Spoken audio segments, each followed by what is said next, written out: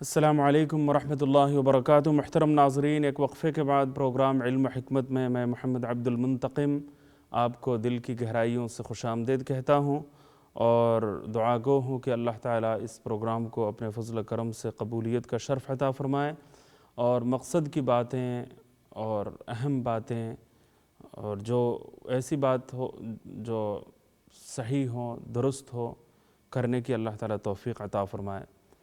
میں نے وقفے سے پہلے شعبان کے بارے میں کچھ گزارشات آپ کی خدمت میں پیش کی اور پھر شب برات کے حوالے سے بھی کچھ باتیں آپ کے سامنے آئی۔ تو میں نے یہ عرض کیا تھا کہ شب برات کے حوالے سے مسلم معاشرے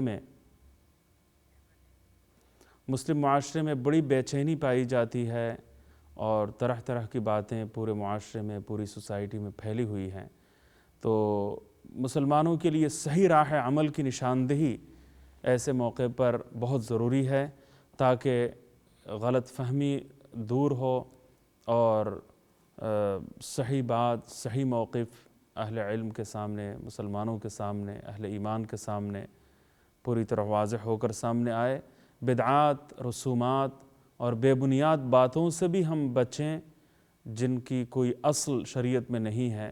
اور ایسی انتہا پسندی سے بھی ہم دور رہیں کہ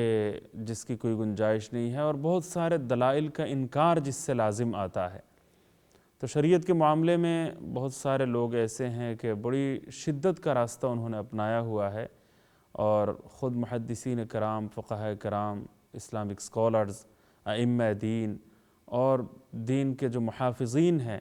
انہوں نے ہم تک اللہ تعالیٰ کے دین کو، رسول اللہ صلی اللہ علیہ وسلم کی لائی ہوئی شریعت کو جس طریقے سے پہنچایا ہے، اسلام کا جو منہج استدلال ہے، طریقہ ثبوت ہے، اس سے کافی وہ روگردانی کرتے ہیں اور اس سلسلے میں بڑی کہنا چاہیے کہ شدت پسندی اور انتہا پسندی سے کہنا چاہیے کہ کام لیتے ہیں۔ ایک مسئلہ شب برات کا بھی ہے۔ پہلی بات تو یہ ہے کہ کیسی غیر سنجیدہ بات ہے کہ یہ کہہ دیا جاتا ہے کہ شب برات کا لفظ قرآن میں نہیں ہے، حدیث میں نہیں ہے، اس کا کوئی ثبوت نہیں ملتا، لہٰذا اس لفظ کا استعمال بھی درست قرار نہیں دیتے۔ تو یہ کتنی غلط بات ہے۔ نماز کا لفظ کہاں ہے قرآن میں، کہاں ہے حدیث میں؟ پھر یہ کہنا چاہیے کہ نماز کا لفظ بھی درست نہیں ہے، روزے کا لفظ بھی نہیں ہے۔ اس طرح بہت سارے الفاظ ایسے ہیں کہ جو شعائر اسلام میں سے ہیں، لیکن وہ الفاظ دوسری زبانوں کے ہیں، اور ان سے آج اگر کوئی یہ کہتا ہے کہ بہشت کا تذکرہ کہاں قرآن اور حدیث میں ہے، قرآن میں چونکہ بہشت کا تذکرہ نہیں، لہٰذا میں بہشت میں جانا نہیں چاہتا، تو جس قرآن اور حدیث میں جنت کا تذکرہ موجود ہے، قرآن اور حدیث میں جنت کا تذکرہ کرتے ہوئے جو مفہوم ہمارے سامنے واضح کیا گیا ہے اور جس چیز کی تفصیل بیان کی گئی ہے، وہی فارسی میں، اردو میں اور کئی زبانوں میں بہشت ہے۔ لہٰذا جنت اور بہشت میں جس طرح کوئی فرق نہیں ہے، اسی طریقے سے جس طرح نماز اور صلاح میں کوئی فرق نہیں ہے، اسی طریقے سے شب برات اور لیلۃ النصف من شعبان میں بھی کوئی فرق نہیں ہے، اگرچہ بعین ہی یہی لفظ نہیں ہے۔ کتنے لوگ ہیں کہہ دیتے ہیں کہ شب برات کا معنی ہے تقدیر کی رات، تو برات کے معنی تقدیر نہیں ہے، یہ براءہ سے مشتق ہے، یہ نجات کی رات ہے، تو اس سے نجات کی رات مقصود ہے، اور یہ عین حدیث کے مطابق ہے، کیونکہ حدیث میں بے شمار لوگوں کو جہنم سے نجات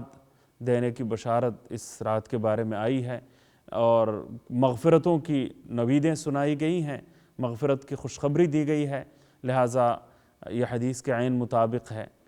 تو جو لوگ کہتے ہیں کہ بے بنیاد ہیں، ان کے لیے ان کا دعویٰ درست نہیں ہے، ان کی بات بے بنیاد ہے، ان کا اس طرح کا کہنا یہ بے بنیاد ہے، اور پوری امت مسلمہ سے اور علماء امت سے انحراف کے مترادف ہے۔ شروع سے لے کر آج تک ہر دور کے، ہر صدی کے علماء کرام نے اپنی کتابوں میں شب برات کے بارے میں، لیلۃ النصف من شعبان کے بارے میں، شعبان کی 15ویں رات کے بارے میں، جس کو ہم اپنی زبان میں شب برات کہتے ہیں، اس کی فضیلت بیان کی ہے، اس کے لیے ترغیب دی گئی ہے کہ اس میں عبادتیں کی جائیں۔ تو اس سلسلے میں علماء کرام نے بیان کیا ہے کہ 11 روایات موجود ہیں، یعنی بے بنیاد تو نہیں ہیں، 11 روایات اس سلسلے میں وارد ہوئی ہیں۔ بلکہ ہمارے استاذ محترم شیخ الاسلام حضرت مفتی محمد تقی عثمانی صاحب دامت برکاتہم نے تو فرمایا ہے کہ ان کو 17 روایات ملی ہیں، تو 17 روایات کا حوالہ دیا ہے۔ تو بالفرض اگر ان میں سے ساری کی ساری روایتیں اگر ضعیف بھی ہوں تو ایک ضعیف روایت یعنی سند کے حوالے سے یا فنی اعتبار سے کئی روایتوں کی سند میں ضعف پایا جاتا ہے، تھوڑی سی کمزوری پائی جاتی ہے، لیکن خود جن محدثین کرام نے یہ اصطلاحات ہمارے لیے قائم کی ہیں اور انہی کی اصطلاحات کا استعمال ہم کرتے ہیں، اور پھر صحیح اور ضعیف کا لفظ عوام الناس میں استعمال کرتے ہوئے ایک مغالطہ پیدا کیا جاتا ہے، کیونکہ عام لوگ یہ سمجھتے ہیں کہ جو صحیح حدیث ہے اس کے مقابلے میں جو بھی ہوگی وہ شاید غلط ہوگی یا غیر صحیح ہوگی۔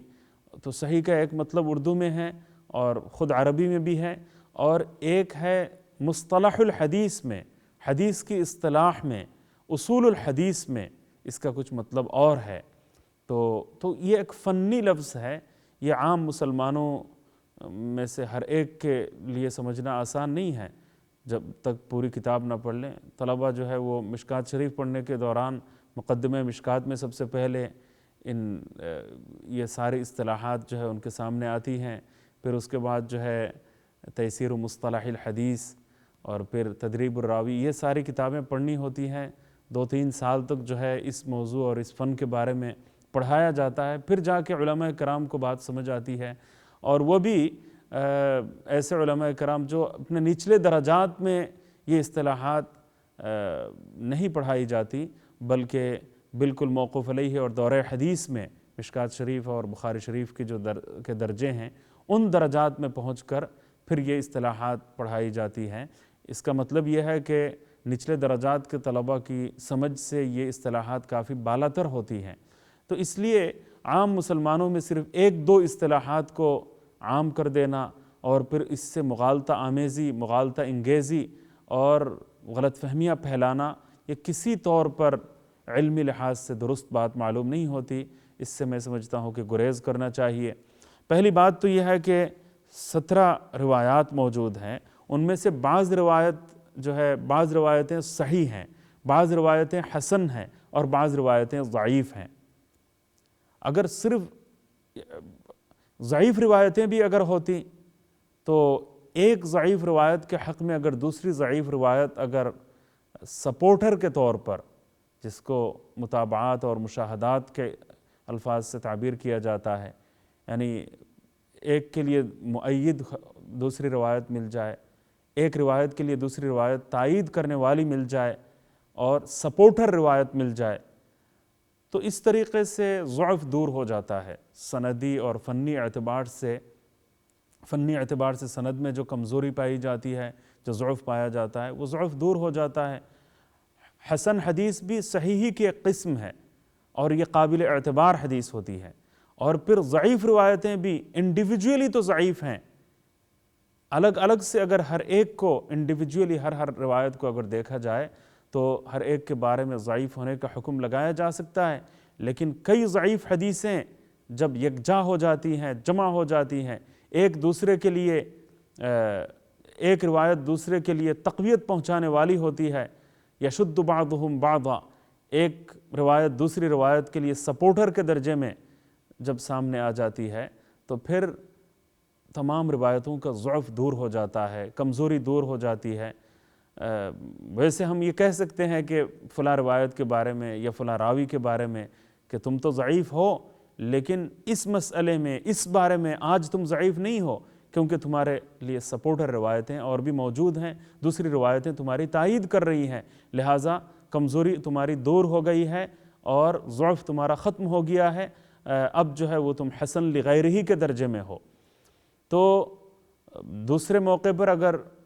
تم ہوتے اور تم اکیلے ہوتے تو تمہارا ضعف باقی اور برقرار رہتا۔ تو اس طریقے سے یہ ضعف بھی دور ہو جاتا ہے۔ یہ بات بھی ان محدثین کرام کی ہے جنہوں نے یہ اصطلاحات قائم ہے اور جن کے ذریعے حدیث کا عظیم الشان علم ہم تک پہنچا ہے۔ تو انہی محدثین کرام کی بعض اصطلاحات کو تو لیا جاتا ہے اور قابل قبول اور معتبر ہونے کے حوالے سے، حدیث کے معتبر ہونے کے حوالے سے اور قابل استدلال ہونے کے حوالے سے ان کی بہت ساری باتیں ہیں جن کو نظر انداز کر دیا جاتا ہے اور مسترد جن کی باتیں کر دی جاتی ہیں۔ تو یہ میں سمجھتا ہوں کہ ایک علمی خیانت کے درجے میں یہ بات پہنچ جاتی ہے، اس سے گریز کرنا اور بچنا بہت ضروری ہے۔ تو اس کے علاوہ مرسل روایتیں بھی ہیں، موقوف روایتیں بھی موجود ہیں، پھر صحابہ کرام، تابعین، تبع تابعین، ائمہ مجتہدین، ان کے اقوال بھی موجود ہیں۔ میں اگر حدیثیں بیان کروں تو میں یہ کہوں گا کہ یہ قابل اعتبار ہے، یہ قابل استدلال ہے اور اس کی بنیاد پر کم از کم فضیلت ضرور ثابت ہوتی ہے۔ تو آپ یہ کہیں گے تم کون ہو اور تمہاری بات کا کیا درجہ؟ تو میں اس لیے یہ سوچ رہا ہوں کہ جن محدثین کرام پر پوری امت کا اعتماد ہے، اعتبار ہے اور جن کے ذریعے دینی علوم ہم تک پہنچے ہیں، حدیث کا علم خاص طور سے ہم تک پہنچا ہے، ان کی روایت میں ان کے اقوال اور ان کی باتیں میں آپ تک پہنچاؤں کہ شب برات کی فضیلت جن روایتوں سے ثابت ہوتی ہیں، جن روایتوں کے ذریعے شب برات کی فضیلت وارد ہوئی ہیں، ان کو قابل اعتبار سمجھتے ہوئے، ان کو معتبر سمجھتے ہوئے، قابل قبول سمجھتے ہوئے شب برات کی فضیلت، لیلۃ النصف من شعبان کی فضیلت کو جن ائمہ حدیث نے تسلیم کیا ہے، یعنی ان روایتوں کی بنیاد پر فضیلت کو تسلیم کیا ہے، اس کو لیلہ مفضلہ یعنی فضیلتوں والی رات کے درجے میں تسلیم کیا ہے، ان کا حوالہ میں دینا چاہتا ہوں۔ دوسری صدی ہجری کے عظیم محدث، امام حدیث، امام الحدیث، حافظ الحدیث، امام اوزاعی رحمۃ اللہ علیہ۔ امام اوزاعی رحمۃ اللہ علیہ نے شب برات کے حوالے سے جو حدیثیں وارد ہوئی ہیں، جو فضیلتیں وارد ہوئی ہیں، ان فضیلتوں کی بنیاد پر اس رات کو فضیلتوں والی رات ہونے کی حیثیت سے تسلیم کیا ہے، یعنی ان روایتوں کو مسترد نہیں کیا، ان روایتوں کو قبول کیا ہے، ان کو معتبر جانا ہے اور اس کی بنیاد پر اس رات میں عمل کرنے کی ترغیب دی ہے۔ لہٰذا امام حدیث، حافظ الحدیث، امام اوزاعی رحمۃ اللہ علیہ، دوسری صدی ہجری کے عظیم محدث، وہ اگر تسلیم کر رہے ہیں تو میں آج جو ہے 1400 سال بعد آ کر انکار کرنے والا کون ہوتا ہوں؟ پھر دیکھیے گا امام اسحاق بن راہویہ رحمۃ اللہ علیہ، جو امام بخاری رحمۃ اللہ علیہ کے، امام مسلم رحمۃ اللہ علیہ کے دونوں کے استاذ ہیں، امام اسحاق بن راہویہ، تو انہوں نے معتبر جانا ہے، انہوں نے ان حدیث کو تسلیم کیا ہے۔ امام احمد بن حنبل رحمۃ اللہ علیہ نے تسلیم کیا ہے، پھر ان کے استاذ امام شافعی رحمۃ اللہ علیہ نے تسلیم کیا ہے، کتاب الام میں ان کی روایت موجود ہے امام شافعی رحمۃ اللہ علیہ کی۔ پھر امام بزار رحمۃ اللہ علیہ نے ان کو معتبر جانا ہے، تسلیم کیا ہے۔ تو یہ جو حدیثیں ہیں، ان کو قابل قبول میں نہیں کہہ رہا، ان کو معتبر میں نہیں قرار دے رہا، بلکہ ان کو معتبر قرار دیتے ہوئے اس رات کی فضیلت کا اقرار کرنے والے امام اوزاعی ہیں، امام اسحاق بن راہویہ ہیں، امام احمد بن حنبل ہیں، امام شافعی ہیں، امام بزار ہیں، رحمہم اللہ تعالی رحمۃ واسعہ۔ پھر آگے دیکھیے امام بیہقی رحمۃ اللہ علیہ نے ان احادیث کے ذریعے اس رات کی فضیلت کو تسلیم کیا ہے، یعنی یہ فضیلتیں بے بنیاد نہیں ہیں۔ امام بیہقی رحمۃ اللہ علیہ اس کو تسلیم فرماتے ہیں، امام ابن عساکر رحمۃ اللہ علیہ تسلیم فرماتے ہیں۔ میں مختصراً بتا رہا ہوں، آپ لطائف المعارف میں یہ روایتیں آپ کو مل سکتی ہیں، اور بھی عربی میں بعض کتابیں ہیں، ان کتابوں میں اور پھر ان محدثین کرام کی حدیث پر جو خدمات ہے اور محنت ہے، ان میں آپ کو یہ ساری چیزیں مل سکتی ہیں۔ امام ابن عساکر رحمۃ اللہ علیہ نے تسلیم کیا ہے، امام حافظ منذری رحمۃ اللہ علیہ نے ان احادیث کی بنیاد پر اس رات کی فضیلت کو قبول کیا ہے، تسلیم کیا ہے۔ اور جو حضرات انکاری ہوتے ہیں یا بے اصل قرار دینے میں تأمل نہیں کرتے، ہچکچاہٹ محسوس نہیں کرتے، بلکہ براہ راست اور علی الاعلان بے بنیاد اور بے اصل تک کہہ دیتے ہیں، وہ جن کو مانتے ہیں، جن کا حوالہ دیتے ہیں شیخ الاسلام امام ابن تیمیہ رحمۃ اللہ علیہ، امام ابن تیمیہ رحمۃ اللہ علیہ اس کو فضیلتوں والی رات ان روایتوں کی بنیاد پر تسلیم فرماتے ہیں۔ امام زرقانی رحمۃ اللہ علیہ اس کی فضیلت تسلیم فرماتے ہیں، اور خود اہل حدیث علماء میں جو آخر میں جو علماء آئے ہیں، بڑے امام سمجھے جاتے ہیں، شیخ عبد الرحمن مبارک پوری رحمہ اللہ تعالی، وہ تسلیم فرماتے ہیں۔ اور آخری دور میں جن کو سند کا درجہ دیا جاتا ہے اور جن کے بارے میں یعنی حرف آخر ہونے کی حیثیت گویا وہ دیتے ہیں سارے لوگ، جو حضرات مذہب کے ائمہ مذاہب کو نہیں مانتے، ائمہ مجتہدین کو تسلیم کرنے کے لیے تیار نہیں، وہ بھی جن کی بات کو حرف آخر ہونے کا درجہ دیتے ہیں، شیخ ناصر الدین البانی، انہوں نے بھی ان احادیث کی بنیاد پر، ان روایتوں کی بنیاد پر شب برات کی فضیلت کو تسلیم کیا ہے۔ تو میں امام اوزاعی رحمہ اللہ، امام اسحاق بن راہویہ رحمۃ اللہ علیہ، امام احمد بن حنبل، امام شافعی، امام بزار، امام بیہقی، امام ابن عساکر، امام منذری، شیخ الاسلام ابن تیمیہ، امام زرقانی، امام ابن الحاج المالکی، اور حافظ ابن رجب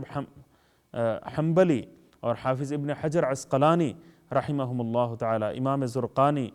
تو اور نجد کے موجودہ علماء میں شیخ عبد الرحمن بن محمد قاسم، یہ سب نے اصولی طور پر شب برات کی فضیلت کو تسلیم کیا ہے، اور اپنی اپنی کتابوں میں ان احادیث کی بنیاد پر اس فضیلت کے بارے میں یہ فرمایا ہے کہ یہ فضیلت بے اصل نہیں ہے، بے بنیاد نہیں ہے، اور ان روایتوں کو مسترد نہیں کیا جا سکتا، یہ قابل قبول ہیں، قابل اعتبار ہیں۔ تو یہ باتیں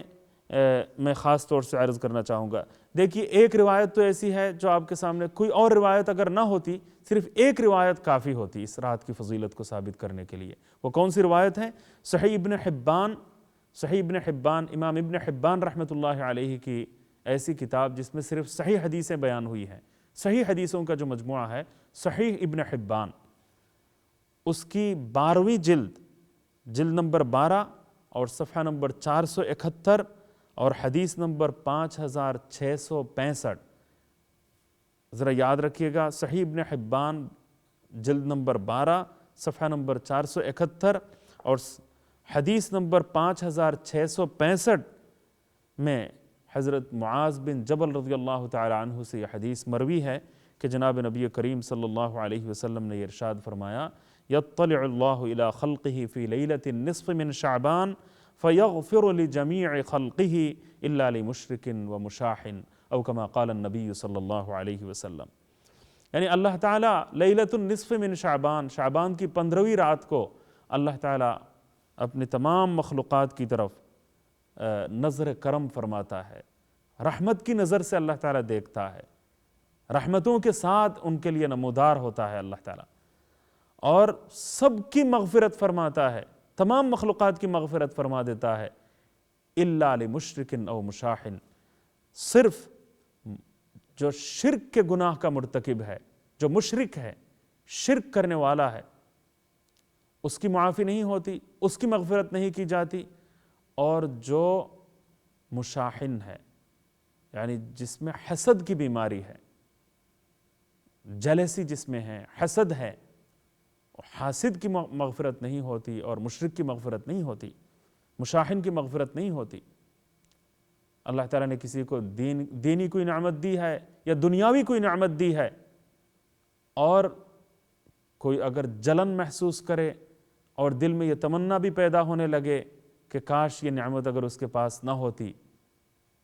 تو یہ تمنا اگر پیدا ہونے لگ جائے اور کسی کی دینی نعمت یا دنیاوی نعمت کسی کو اگر گوارا نہ ہو اور دل جلنا شروع ہو جائے، تو پھر یہ سمجھو کہ وہ حسد کی تعریف پوری طرح صادق آتی ہے اور حسد پایا جا رہا ہے۔ تو ایسا جو حسد کرنے والا ہوگا تو اس کی مغفرت نہیں ہوتی۔ ان الحسد یأکل الحسنات کما تأکل النار الحطب او کما قال النبی صلی اللہ علیہ وسلم۔ یہ جو حسد ہے، جیلسی ہے، یہ تمام نیکیوں کو اس طرح کھا جاتا ہے، ختم کر دیتا ہے، جس طریقے سے آگ لکڑی کو جلا کر راکھ بنا دیتی ہے، اور لکڑی بالکل ختم ہو کر رہ جاتی ہے، راکھ کے ڈھیر میں تبدیل ہو جاتی ہے، بے حقیقت ہو جاتی ہے، اسی طریقے سے تمام نیک اعمال ختم ہو جاتے ہیں۔ تو یہ جو حدیث ہے اس کے بارے میں آپ کو بتانا چاہوں گا کہ یہ حدیث صحیح حدیث ہے،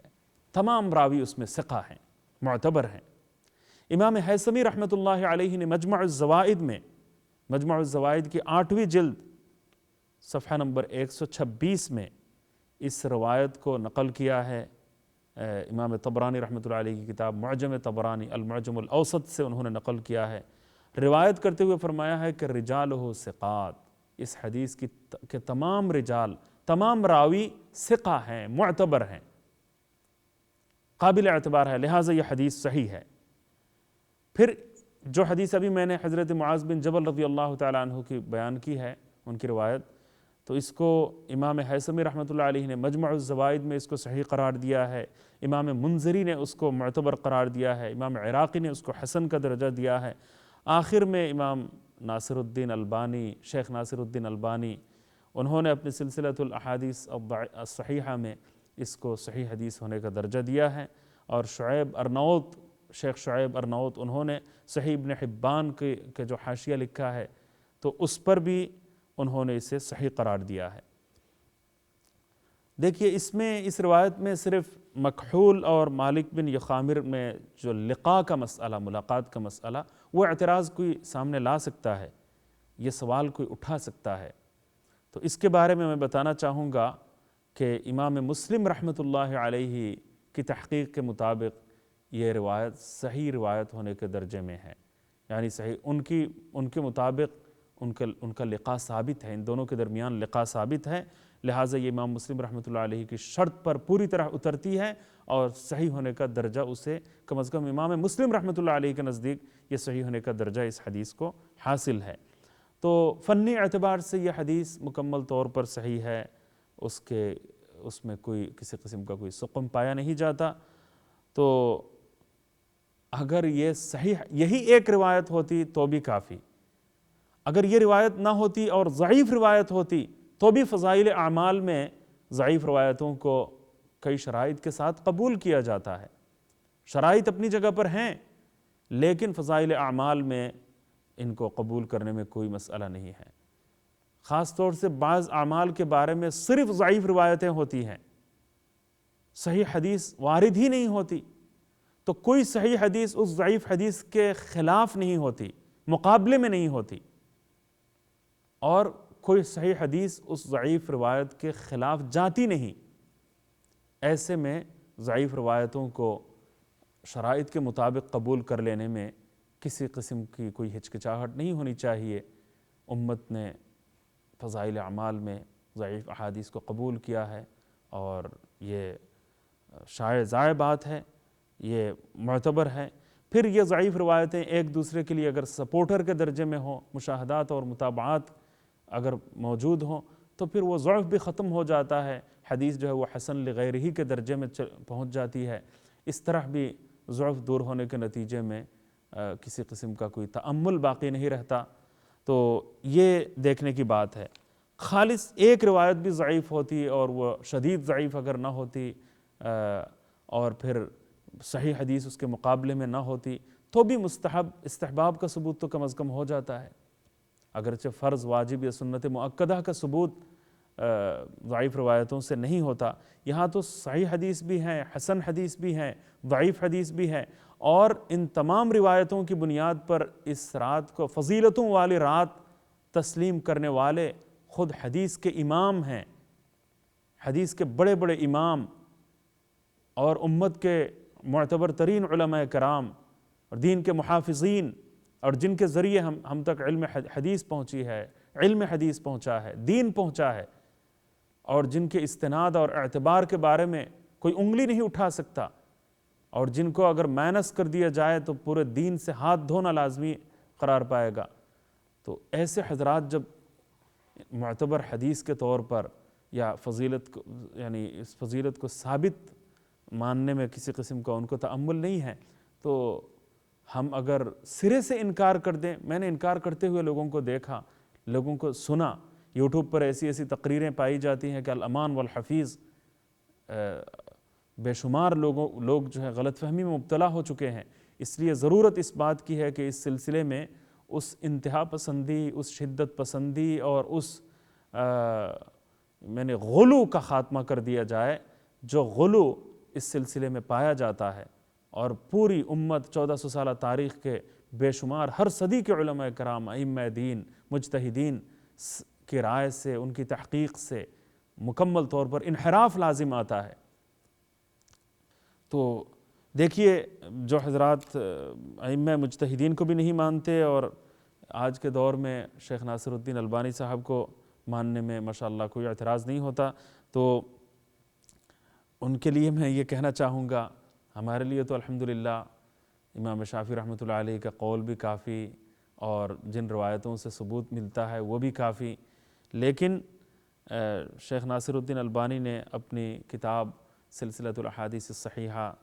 جلد نمبر 3 اور صفحہ نمبر 135 میں 1144 نمبر حدیث کے ذیل میں یہ فرمایا کہ وَجُمْلَةُ الْقَوْلِ أَنَّ الْحَدِيث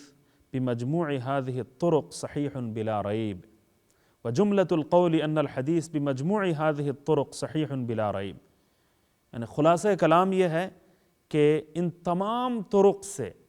یعنی 8 روایتیں انہوں نے بیان کی کہ ایک یشد بعضهم بعضا، ایک روایت دوسری روایت کے لیے مؤید ہے، سپورٹر ہیں، اور ایک روایت دوسری روایت کے لیے تائید کرتی ہوئی نظر آ رہی ہے۔ تو اس طریقے سے فرمایا کہ تمام طرق سے اگر دیکھا جائے تو یہ طرق کی تائید کو اگر شامل کیا جائے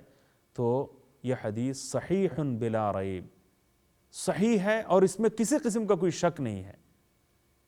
صحیح بلا ریب یہ فرمایا۔ دیکھیے شیخ ابن تیمیہ رحمہ اللہ تعالی، ان کی بات کو بھی سند کا درجہ بہت سارے حضرات دیتے ہیں، اور ہمارے دلوں میں بھی بعض اختلافی مسائل اپنی جگہ پر ہیں، لیکن بڑا ہی احترام ہے، اللہ تعالیٰ نے ان کو علم کا بحر زخار بنایا تھا۔ امام ابن تیمیہ رحمۃ اللہ علیہ، امت نے جن کو شیخ الاسلام کا لقب دیا ہے اور جن کا حوالہ دیتے ہوئے ماشاءاللہ فخر محسوس کرتے ہیں، لیکن شیخ ابن تیمیہ کی بات بھی ماننے کے لیے شاید وہ تیار نہیں ہے، تو یہ بات بھی میں سمجھتا ہوں کہ ذرا زیادتی ہی ہے۔ شیخ امام ابن تیمیہ رحمۃ اللہ علیہ، ان کی کتاب ہے اقتضاء الصراط المستقیم، اقتضاء الصراط المستقیم، اس کتاب میں شیخ الاسلام ابن تیمیہ رحمۃ اللہ علیہ نے فرمایا فقد روی فی فضلها من الاحادیث المرفوعہ والآثار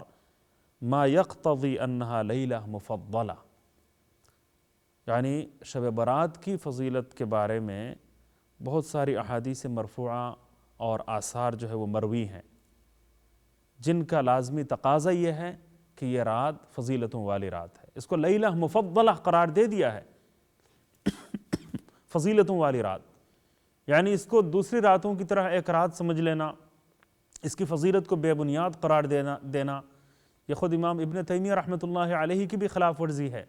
شیخ ناصر الدین البانی کی تحقیق کی بھی کھلی خلاف ورزی ہے۔ تو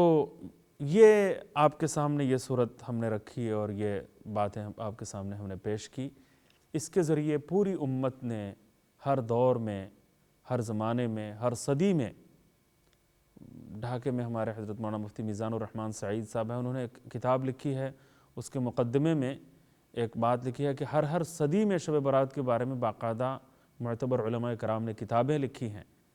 اور ہر دور کے علماء کرام کا اجماع اس پر قائم ہے، اور کسی نے آج تک اس کو بے بنیاد نہیں کہا، اس کی فضیلت کا انکار نہیں کیا۔ جہاں انکار پایا جاتا ہے وہاں پر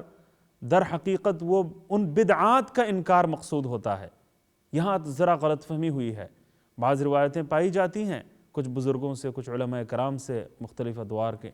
وہ اصل میں جو نمازیں لوگوں نے من گھڑت نمازیں پیدا کر لی ہیں، نمازیں کچھ گھڑ لی ہیں، نمازوں کے کچھ مخصوص طریقے ایجاد کر لیے ہیں،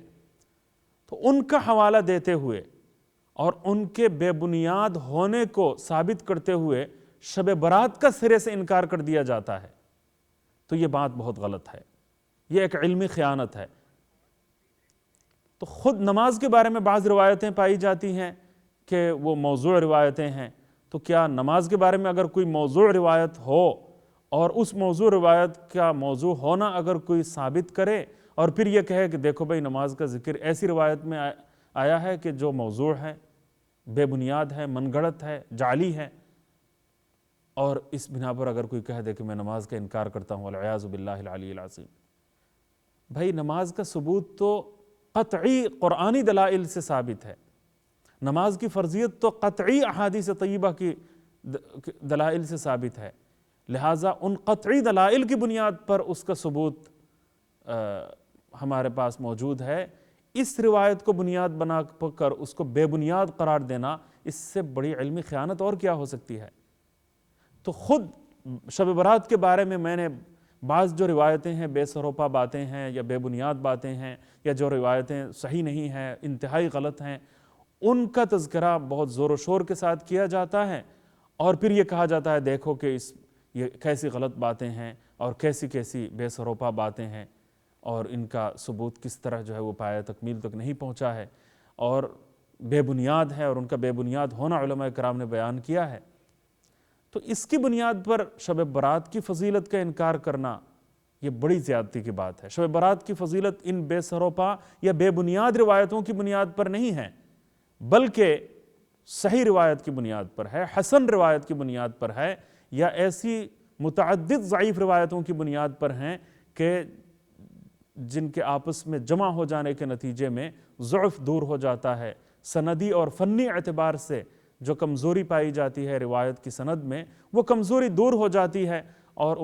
پھر اجماع امت سے اس کا ثبوت فراہم ہوتا ہے. اور ہر دور کے علماء کرام نے اور فقہاء کرام نے اس کی اہمیت کو اجاگر کیا ہے،